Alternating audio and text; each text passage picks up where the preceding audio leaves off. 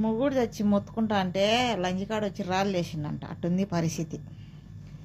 పద్దలూకులు పనిచేసి పడుకుందాం అనుకుంటే ఈ సైరన్లు మోగడం, బాంబులు వేయడం పెద్దదైపోయింది.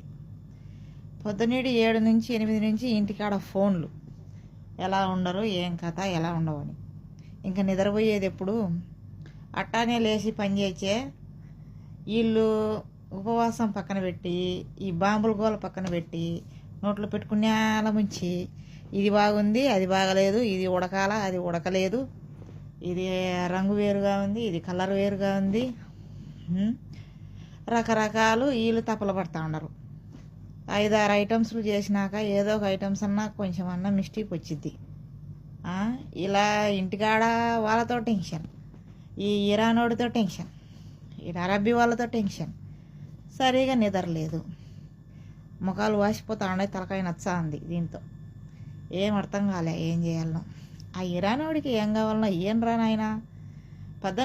మధ్యాహ్నం లేచి టిక్ టాక్ చూచే ఇరానోడు మాట తప్పిండు, ఇరానోడు మాట తప్పిండు అంటే వాడేం మాట తప్పకేమన్నా, వాడేమన్నా సచ్చరిచంద్రుడా?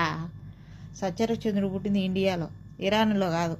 వాడు ఖచ్చితంగా మాట తప్పుతాడు. వానికి ఏందో కావాలా, వానికి ఏం కావాలనో ఏం రా ఆయన. అంత పెద్ద తలకాయ నొప్పి అవుతుంది. వాడు యుద్ధం అంతా ఇక్కడే చేస్తున్నట్టున్నాడు. ఈ సైరన్ ఓ అని మోగిపోతా ఉంది. ఏం చేయాలనో అర్థం కాలేదు.